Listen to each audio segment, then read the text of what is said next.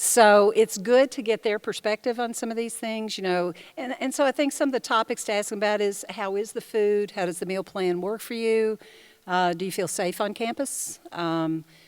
What suggestions do you have for a freshman? What was the hardest thing? Those kinds of things that you really need to get a student's perspective on. So, how was lunch?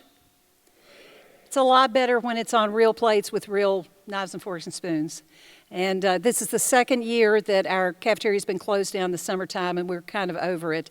But this fall, Pearson's Hall is going to be something. I want all of you to plan to be back with us on October 2nd through the 4th. That's family weekend. And it really is for freshman parents. Upperclassmen come back too, but it really is a great opportunity for you to make a trip back once during the semester.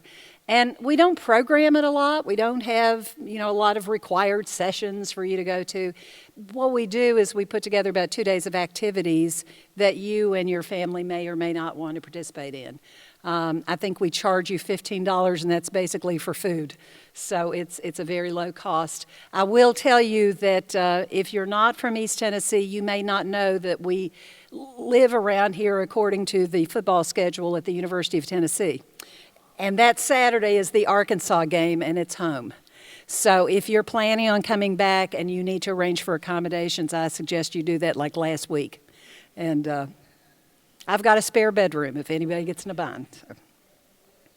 All right, I'm going to go ahead and get started. This session is called What's Next, because it's the business end of the animal. We're going to talk now about things that you need to be thinking about to make sure that you and your child are ready to get going. And the first thing I want to point out to, and once again, can you see that? Yeah, you can see that. I can't see it on my screen. How many of you, please be honest, have no idea what this website is and have never visited it? Raise your hands. Okay. Becoming a Scot is the portal that your child has into getting into this place and getting started. So if you have not visited this yet, go there. And your child can tell you how to get there because it's how they registered to come today. So I know they know where it is. But it is basically divided into 3 columns: traditional students, transfer students, international students. And then when you click on the traditional students, it breaks you down into athletes or non-athletes. And it has everything on there that needs to be taken care of as a student is making the transition into college. So on that website, student website to-dos, your students have all already set up an email account or they wouldn't be here today. So they've already done that. That's why I checked it. They did their Great Beginnings registration there. They did their course selection there so that they could meet with the advisor today to go over it. Other things that they should be taking care of there is that housing form I mentioned earlier. And for that, the few commuters I've got, your students have a housing form there too, because we need to have some sort of official documentation that your child is planning on commuting. And in fact, let me just mention, we also require that you provide us with some sort of a note that they are indeed living with you. What we do not allow is for students to be living off campus with groups of students. You don't do that at Maryville College. You have to live with family if you're not on campus. And we're pretty hard about that. And I get questioned about that sometimes, but at Maryville, as I think I've tried to make clear, the residential experience is part of the whole package. And so unless a student is living at home with their parents, then they are expected to be here on campus. Immunization forms, if you're not a Tennessee resident, then you need to know that in the state of Tennessee, we are required, before we can put students in classes, to have proof that they've done the second round of the MMR and also that they've done the varicella chickenpox vaccination or have evidence that they had chickenpox. So if you don't know how you do all that, talk to your doctor right away. Don't postpone this until August, because every college in America is requiring the same things, and there will be a run on your health department and your doctors. So go ahead and take care of that as soon as possible. But the form to document all that is on that website that your students can get to. There is a federal financial responsibility acceptance form, and this is something that just came out in a couple of years. Maryville College does accept federal aid for our students. A lot of your kids wouldn't be able to come here if they weren't able to have access to things like the Pell Grant, Perkins Loan, Stafford Loan, things like that. And so the federal government requires that we have your student, I know it sounds crazy because they're your children, but they have to sign, if they are adults, if they're over 18, a statement that's on the website there that says they understand that they are financially responsible for whatever charges they're incurring here. It's to close this loop to make sure that everybody understands that somebody is financially responsible for this, even though you and I know they're not responsible. The feds think they are, so we just play along. There's a vehicle registration form there. Parking at Maryville College really is a breeze, although some of your students will call and complain and say they can't find parking. What they can always find is a parking spot right beside their building that they want to be in right now. But even if they have to park in the farthest parking lot, it's exactly a 7-minute walk from one side of this campus to the other. So trust me, they're gonna make it. But we only charge $60 for a parking permit, and that puts an identifying tag on their car, so it is identified as a vehicle that is supposed to be here. And so we actually today, one of the things they've been doing as they've been going around is making sure that they've completed that form. And then Allison spoke to you this morning about signing up for orientation groups. All fall athletes are in orientation groups with others of their teammates. Then we have traditional orientation groups that are for people that are not athletes and don't want to do some kind of outdoor experience. And then we have Mountain Challenge Expedition. And for those of you who have kids that love the outdoors, that are not one of those that I was speaking of earlier, and sometimes these are introverts too, our outdoor expedition orientation groups are wonderful. The orientation activities that the rest of us do in our groups actually happen while they're either on a backpacking trip or a whitewater rafting trip or a flatwater trip. We use the Smokies, but we also use south of here the Ocoee River. If any of you are familiar with this region, the Ocoee is where all the mountain water sports for the '96 Olympics happened. And so they go down and they camp and they get in the river, and then in and around that they're also learning about becoming a student at Maryville College and bonding with their fellow students. Those groups fill up pretty quickly. So discuss that like today or tomorrow with your student and make sure that if they want to do that, they've gone ahead and signed up for it. Okay, some notes for those of you, the majority of you who have students coming who are residential students. I've mentioned the housing form. Priority is based on the date of the form coming in. So students who got this in April, I can tell you have already been housed with their choices. Ones that are coming in now, there are fewer options left. So if you have not done the housing form, make sure they get that in right away. We don't particularly recommend this, but some students like to live with a roommate that they've already known in high school who may be coming to Maryville. The reason we don't encourage that is that, let me tell you, being a friend with somebody in high school and living with them are two entirely different experiences. And we've seen some perfectly lovely high school friendships bust wide open when they try to live together. So I think it's something to have long conversations about. But if both students want to do that, if they'll request each other on each housing form, we will try to make that happen. I mentioned that athletes are usually housed together.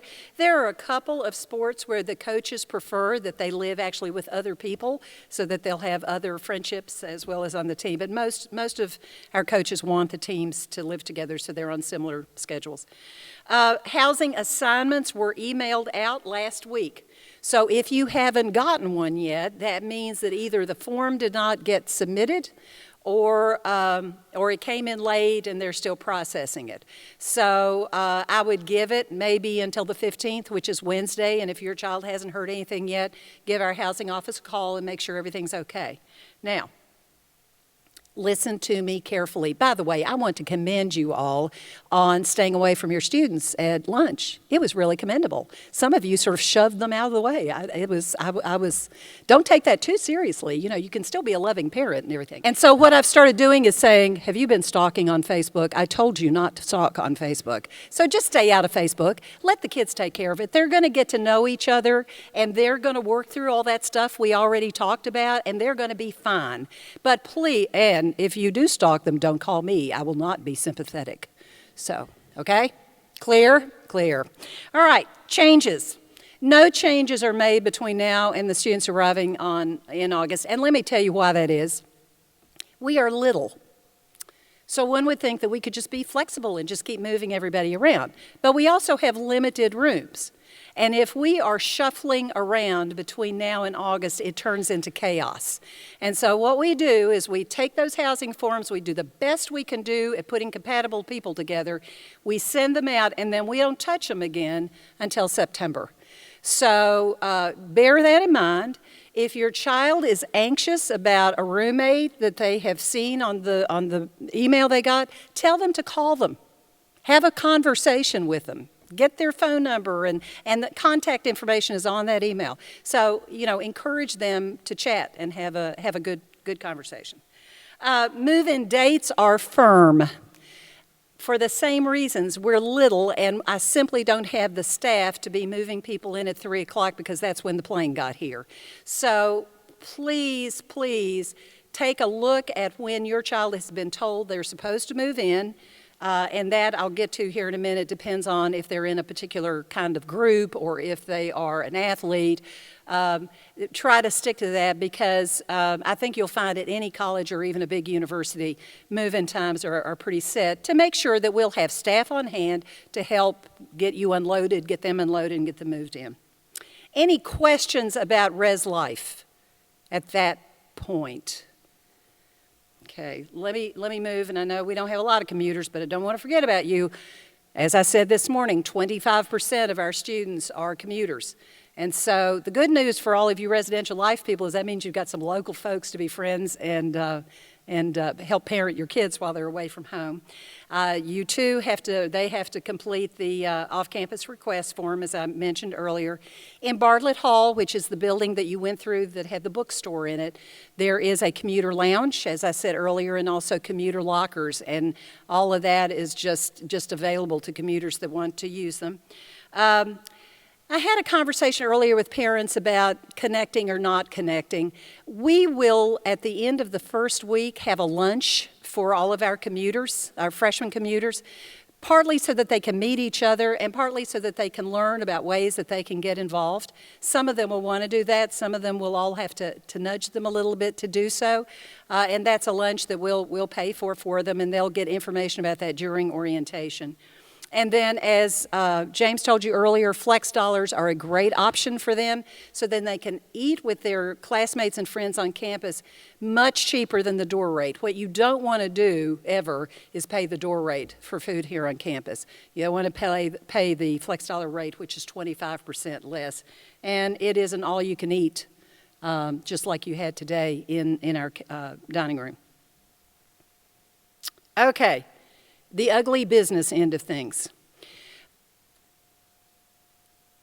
All of you should have seen your child's bill by now. It was posted on July 6th in their self-service account. And if what I just said to you is a foreign language, let me explain. All of your students have been given information about how to open up a self-service account file at Maryville College. And I can guarantee you they've done it today because they had to do it to get in and get their classes done. So they all know how to get into their self-service account. In that account, they can go into their financial aid file, they can go into their business office bills, they can look at grades once they start getting transcripts and semester grades in. It's where all of their confidential information is kept. And it's what I was speaking about earlier, that they can give you access to parts of or all of or whatever. So their bills are sitting there right now. Those bills have to be paid to Maryville College no later than August 3rd. That's 3 weeks from tomorrow. No exception. Some of you are, I hope a lot of you are, because this is a really good deal, and this is what I did when my kids were in college, are participating in a campus payment plan like TMS, Tuition Management System. Anybody doing TMS? Okay. For those of you that don't know what that is, you pay a fee. Is it what, about $50 now? You pay $50. They pay Maryville College by August everything that we're supposed to be getting, and then you pay them on a much more manageable monthly rate for the year. So and I don't think there's any additional interest above that $50 fee, I think. So it's a very good deal to make the payment more affordable than having to come up with something in August. One of the questions I was asked last week at Great Beginnings was, what if we're getting some external scholarships that are going to be coming in later? Or what if we're a veteran family and my child is a yellow ribbon student, and so I've got VA benefits coming in? All of that will be taken into account. But the portion that you are responsible for, or your child's responsible for, has to be in the business office by Monday, the 3rd of August. What happens if it's not is, if they show up and they have not paid the bill yet, we can't give them a room key, we can't give them their meal card, we can't put them in class. And more than anything else, it's incredibly embarrassing for them. So the financial aid office is going to be open this afternoon if you've got any questions or need to drop off documents. If for some reason your family did not complete the FAFSA, the Federal Financial Aid Application Form, there is no financial aid in that bill. So you may open up, your child may open up that bill and it says that you owe $20,000. Well, that may be because some of the paperwork to get to the financial aid didn't get filed. So that needs to be taken care of. I spoke to a dad just a few minutes ago who said, my son's taking care of all this, which is great. It's great. But I want to go over to financial aid and make sure everything's in place. And so, you know, I know some of you've done it all, some of your students have done it all. And the other advice as a grandmother that I would give you is, if you have done most of this, if you've planned and counted the nickels and dimes and figured out where it's all going to come, make sure that you have a conversation with your child so that they understand how college is being paid for. I've found two extremes that really always make me sad. Sometimes, because parents are not talking to their students about this, their students think that they're going $45,000 in debt.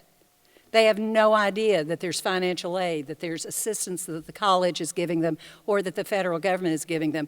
So they are coming to school under the impression that their parents are going to have to sell their house in order to pay for them to be here, which is a lot of burden to put on a child. And then the other extreme is that you mean this is costing money? I didn't know that. Wow, I thought it was just a lot of fun. Be truthful and transparent with them. It's part of growing up, and it'll help them understand the expectations of the investment that you and they are making. So I do encourage you to do that.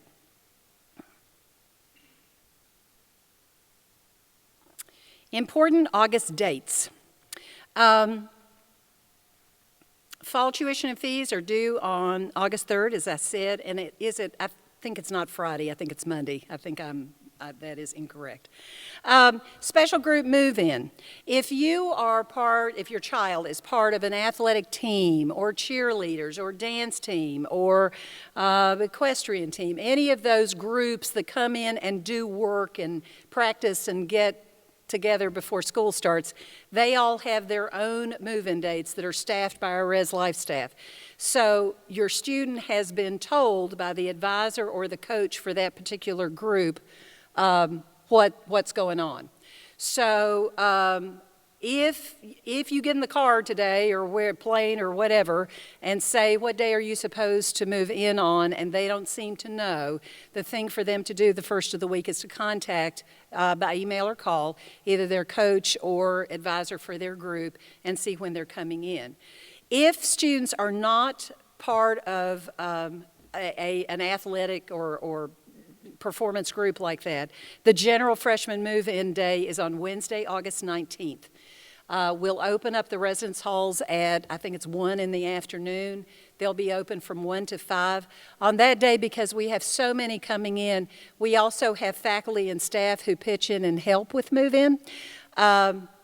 So you'll see the college president out there in his t-shirt and jeans hauling up stuff to the 4th floor.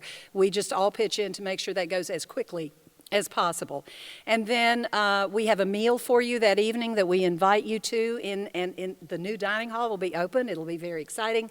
And we'll invite all of our families to come have, do not think of it as the Last Supper, to come have dinner with your child and with us. And that's when I'll say, okay, it's time for you to go home. Okay? Okay, and then they have things to do. That night at 8 o'clock, they start having hall meetings. Our expedition orientation groups will be packing and getting ready to head to the woods the next day. So we very quickly get them very, very busy, and that's when we want you to go. I strongly encourage you not to come back the next morning. Because of the timing, a lot of you will be staying over that Wednesday night and then driving or traveling the next day, and it's very tempting to come say, just one more bye-bye before I go. Don't do that. Just say goodbyes on that Wednesday and get on out of here. It will make it much easier for them. And again, remember, everybody gets homesick. Everybody's going to be homesick. If you are concerned about your child that first day or two, if they're having a really, really hard time, you call me, and I really don't care if you have my cell phone on your speed dial. You call me, and I'll make sure that staff and peer mentors are keeping an eye on them. But this is normal. Getting through that pulling apart is going to be hard, and they need to know that you have faith in them that they can do this. And if you're hanging around fretting, because you're feeling worried, it's not helping them. So get in the car and get gone.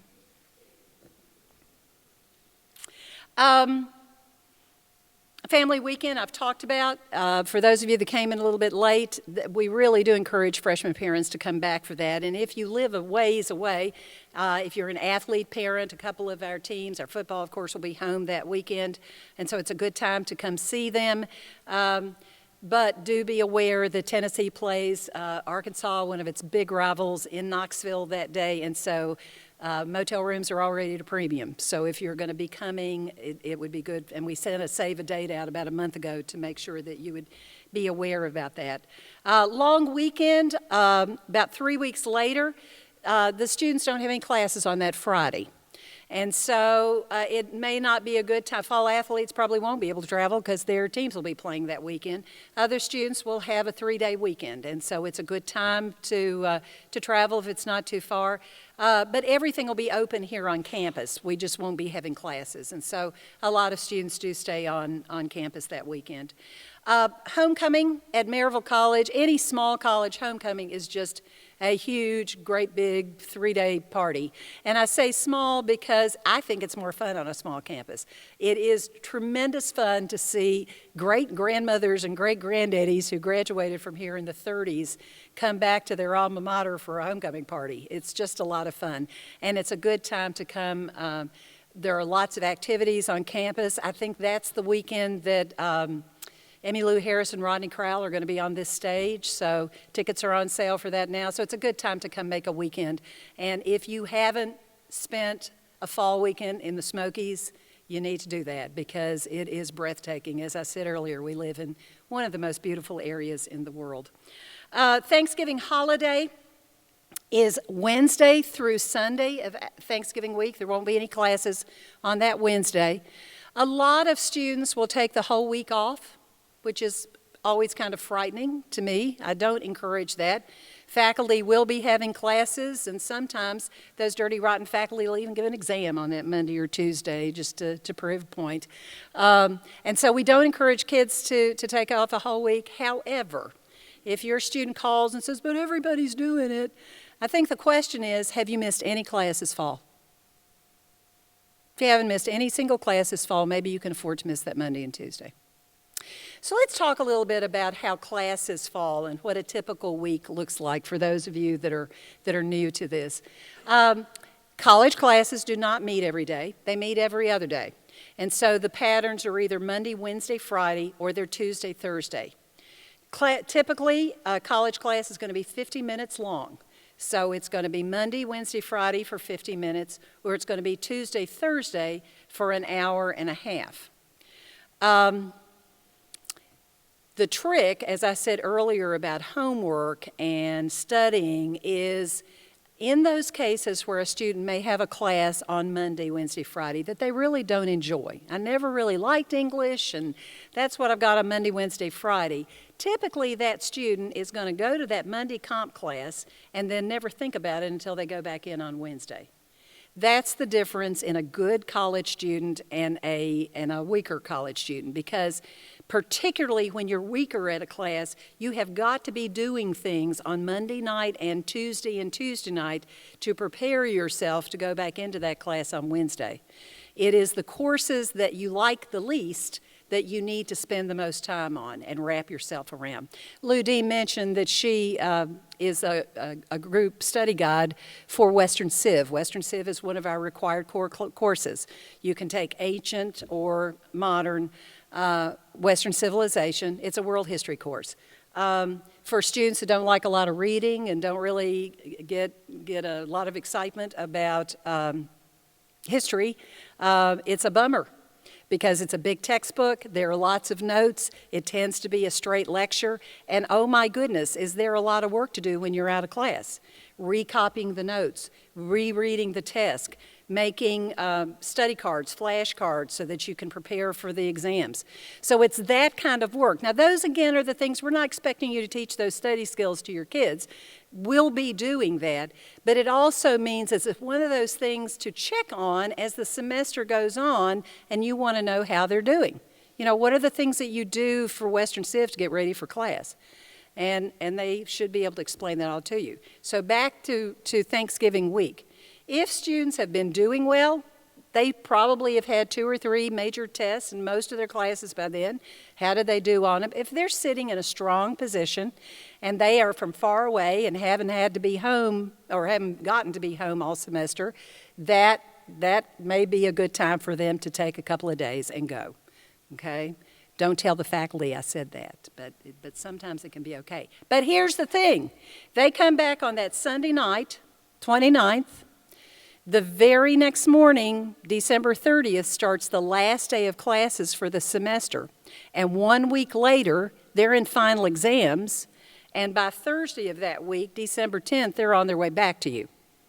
So it also is a pretty quick turnaround from Thanksgiving. And a lot of students who do live from Texas or are from Texas or California or Minnesota or whatever often won't even go home at Thanksgiving. They will go home with friends or whatever and then wait to do their big trip in December. So that's kind of how the semester goes. Now they will come back in January. All freshmen are required to take a J-term class, January term class. This is a course that's taught every day and earns them 3 college credits, and it is paid for with your fall tuition. So you don't get hit with another bill for J-term. And those the courses vary. All seniors have to be here for J-term. All freshmen have to be here for J-term. Sophomores and juniors may opt or opt in or opt out. A lot of our study abroad takes place during that 3 weeks in J-term.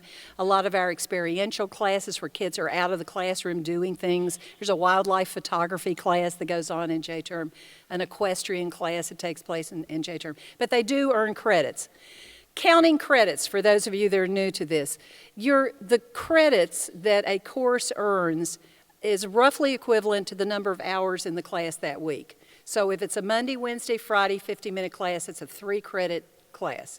If it's a Tuesday, Thursday hour and a half, that's a 3-credit class. If it is a Monday, Wednesday, Friday 3-credit class, but yes, there's an extra study lab on Thursdays, then it gets 4 credits. You earn quality points by the grades you make in those credits. And so if you get a B in a 3-credit course, you multiply that B by the number of credits and so forth, and that's how you get a college grade point average. Grade point averages are important, and the advisors will be working with students to make sure that they are doing as well as they can to pick up. If you have a Tennessee student who is receiving the Tennessee Lottery Scholarship, their grade point average at their end of the freshman year can be no lower than 2.75. Now, we often tell parents that the college grade point average may very well be as much as a point below the high school one. So if you think that 2.75 is the minimum to keep your lottery scholarship, and you think that there's that point in there, and maybe you weren't a 3.75 in high school, it's a challenging year to keep that grade point average up. What I always tell students is to shoot for a B average. And that means that if you are going to get a C, you need to have an A to pull it up to the B average. That's the minimum. Nobody needs to be dropping below a 3.0. And if they can shoot for that or above, they're going to stay in good shape for most of their scholarships. There are a couple of presidentials and deans, I think, that require 3.2, but 3 point, and so that's a good conversation to have with them about calculating. And if you don't know how to do that, all that's in that parent's website that I told you about frequently asked questions and so forth and so on. Allison, do we have a doctor yet? Okay, have you checked? Do we know if he's coming? Okay, all right. I want to go ahead and talk about that then, because I don't want you to miss that. In the blue folder that you've gotten, we had one for each family, and that is provided by Blount Memorial Hospital. Our partner for health care here on campus is Blount Memorial Hospital. For those of you that are not from around here, Blount Memorial Hospital is literally across the street. Our students can walk across the street to it. They staff our clinic. We have an RN in our clinic on campus 20 hours a week. This service is available to commuters as well. And the RN, and that roughly works to 4 hours a day. The RN can treat at the nursing level, but can also screen students and help students figure out if they need to go to see a doctor. The truth is, a lot of your kids are going to be by themselves with their first cold this year. And a cold feels miserable when you first get it. And if you don't know any better, you think, I've got to go see a doctor. And we all know you don't go to the doctor with a cold. There's absolutely nothing they can do. And so the nurse can often calm them down, give them some aspirin or something to help bring down any fever, give them some instructions about how to care for themselves while the cold is going on, and send them back, and save a whole lot of money in any kind of physician care. And so that's what we encourage our clinic to do. The clinic can give allergy shots. If any of you have students that have to have regular allergy shots, you can make arrangements with our nurse to take care of that. And there's any kind of health information questions or anything, our nurse is wonderful. Her name is Kay Howell. She's great to work for that. But she is employed by Blount Memorial Hospital. Now that folder has a whole list of services and such that are available. If you are from out of state, you want to find out if your health insurance can extend to primary care that we have here locally. If your child has some sort of condition or situation that requires care by a specialist, I would suggest that they have an initial appointment with somebody with Blount Memorial at their clinic, and make sure that they've got a referral to a specialist here locally should they need that. If your student is uninsured, and that's much more common now depending on how the Affordable Care Act is playing out in your state, there is also a base pay rate that they can go to the clinic at Blount Memorial for a fairly low cost to just do an intake appointment, and that way you'll know that they have a relationship with a physician. So we enjoy a good, strong partnership with Blount Memorial Hospital, starting with our clinic here. We also offer here at the college several avenues for emotional health counseling. We have a full-time licensed clinical social worker who does therapy on campus, and we also have several practicum counselors and social workers, and our campus minister does quite a bit of mental health counseling on campus too. Dr. Coyle, who was our daddy up here on the panel, is the Director of Psychiatric Services for Blount Memorial Hospital, and so if we have someone that needs more extensive mental health care, we can work with him to get them care at the hospital. So having the hospital across the street is great for us. In addition to Blount Memorial Hospital, local folks can tell you there are quite a few walk-in clinics some even within walking distance here. And so we feel like there's plenty of avenues for health care. But I think helping young people figure out how to take care of themselves, how to stay healthy. We coach them. You may have seen in some of our buildings, we have flyers up that say, cover your mouth when you cough. Kindergarten, right? But we basically, when you are in a residence hall or a college classroom, it's kind of an incubator. And so we do coach our students as the weather begins to turn and we start moving into colds and flu season. We coach them on how to take care of themselves, how to eat properly, how to get plenty of rest, how to keep from saving or sharing diseases. Who we were waiting on is Dr. Groth he's a member of the class of 2007 at Maryville College, and he's a physician who works with our students at the hospital, and I'll bet he's come up with some sort of medical thing and can't be here today. But there are phone numbers, information in that folder. If you have any particular questions about health care and your child, feel free to call them. They are more than willing to work with you and with us in any way that we can. Any questions about health care? Hospitals, clinics, anything like that?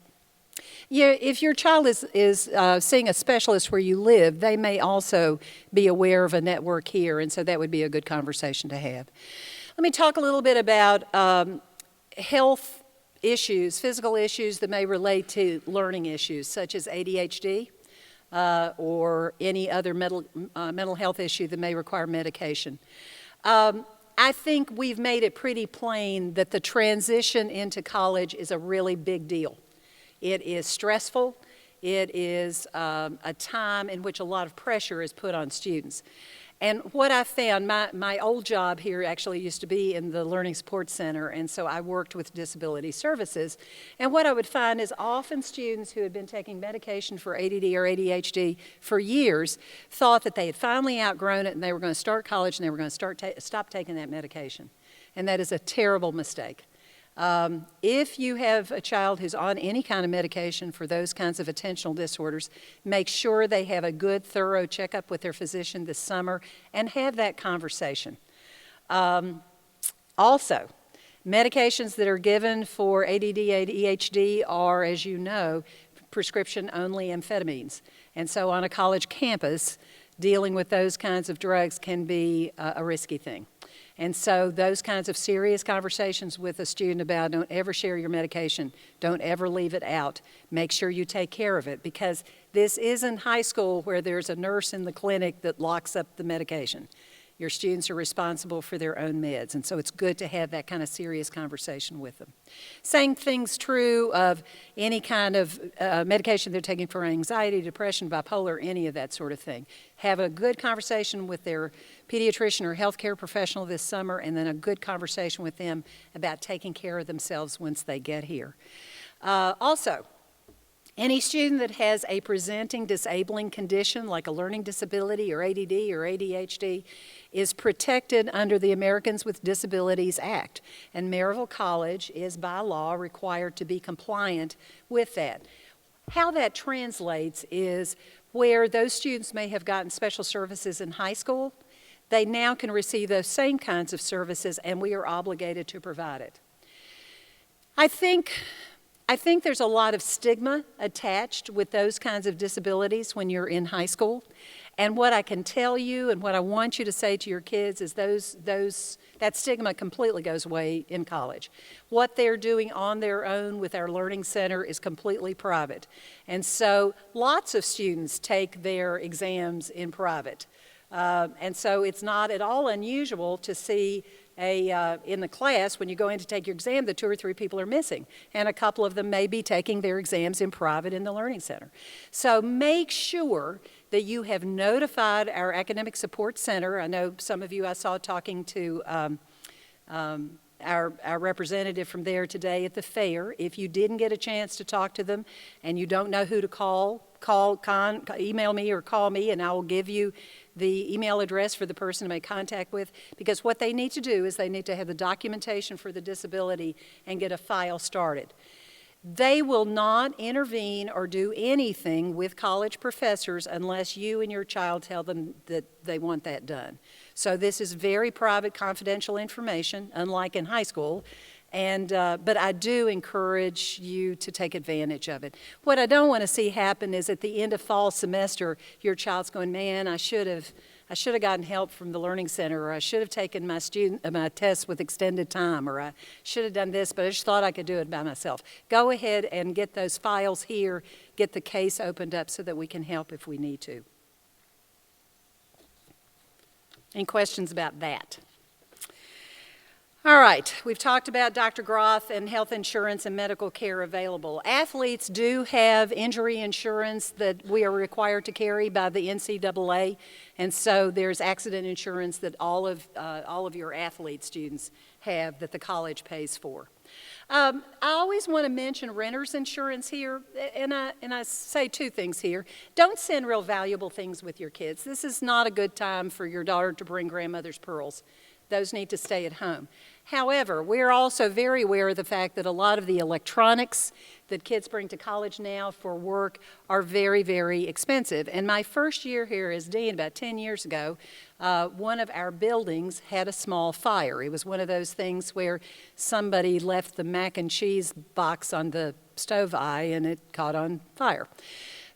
The good news was that the sprinkler system worked immediately. The bad news is that the sprinkler system worked immediately and the entire building flooded.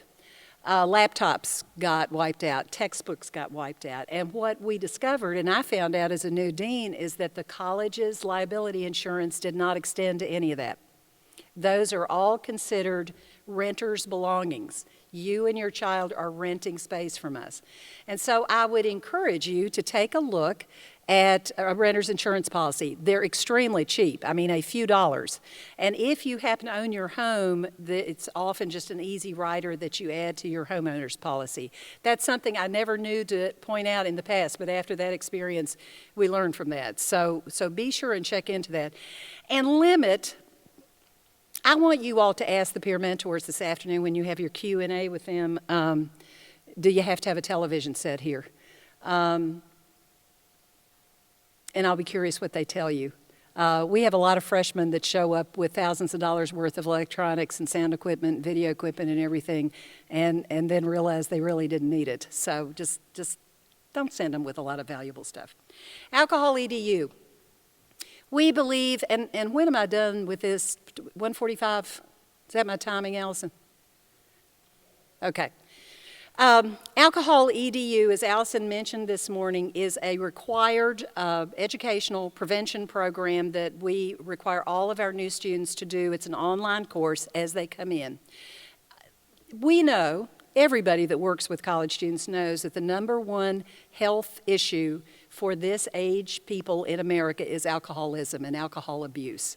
And so even if your child is a non-drinker, doesn't want to drink, is never going to be around it, they're coming to college and they're going to be around alcohol. So what we have purchased and provide to them is this online course called Alcohol EDU, and it basically teaches 4 different courses. It teaches a course for females and males and drinkers and non-drinkers, because men and women deal and process alcohol and alcohol use entirely differently. And we know that we have drinkers and non-drinkers. So when they log into the course, and Allison will be sending them an email here in the next couple of weeks about how to start their course. They take the first part of it at home on a computer. When they log on, they'll describe themselves. And we want them to be real honest. You know, do they ever drink? Do they plan to drink in college? Are they male? Are they female? And then it steers them into the correct course. This is not a values-based course. In other words, it doesn't say drinking is against the law if you're under 21 and thou shalt not do it because it's a bad thing. What it does is it teaches exactly what happens to your body and your mind when you do drink, particularly when you abuse alcohol. How is your functioning diminished? So that students can make better decisions not only about their own behavior, but who they're going to spend time with and what are they going to do if somebody around them gets drunk. Along with the Alcohol EDU course is a course attached to it called Haven. And Haven is a course about avoiding and preventing sexual violence, sexual assault on college campuses. If you have been conscious in the last year and a half, you know that sexual assault on campus has been a #1 issue across America. And we take a very aggressive stance on trying to do everything we can to not shelter and shield our freshmen, but to tell them exactly what life on a college campus is going to be like and how to keep yourself healthy, both in terms of alcohol use and sexually as well. So there is a letter in your folder to parents and then one to students about how to look, or what Alcohol EDU and Haven are all about. There's even a login there, parents, that you can go to, and you can even take a sample of the course to see what it's all about. It's very interactive. It's a great thing for you to have conversations with your child about. And it's great not to make assumptions about where they are with all of this. Let them make their own way, but for heaven's sakes, be in their guiding and helping them. So they will do part of the course at home, then they'll start college, and about 45 days later, they'll take the last part of the course. The reason we do that is something called college effect.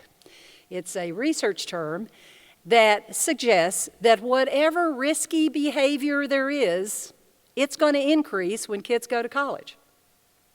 A frightening thought, moms. So, not sleeping enough is risky behavior. They're going to sleep less when they come to college. Having unprotected sex is a very risky behavior. It increases when kids go to college. Drinking is a risky behavior. Kids tend to drink more when they go to college. So what Alcohol EDU and Haven do is they address the fact we want you to be thinking about things like this before you get to college. Then we want you to wait 45 days and see what life there is like and where you are. And are you making good decisions? And if you're not, what can we do about it? So if you've not had those serious conversations with your teen yet, this summer is the time to have them. Get them with a positive attitude about doing this course and get them to start thinking and talking about what this means for them. Any questions?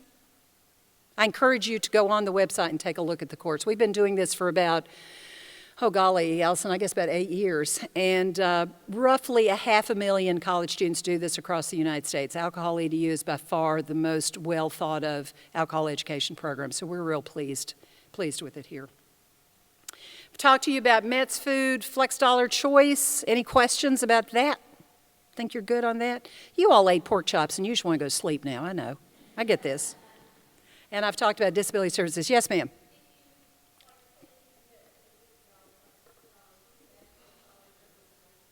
Yes. You hear that? Uh-huh. Okay, question was, everybody's going to get $50 Flex Dollars on their meal plan.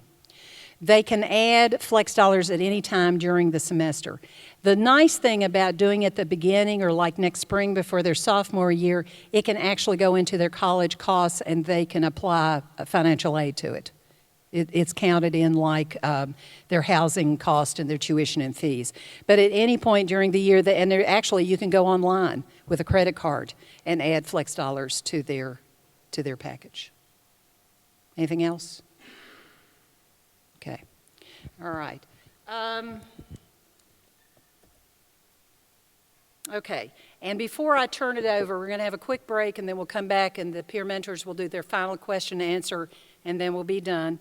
You're going to have an opportunity to do several things after the last session today. Copeland Hall, which is our co-ed freshman hall, is available today. It is across campus near the athletic fields. If you've not been in one of our residence halls and your child is going to be living there, I encourage you to go over there.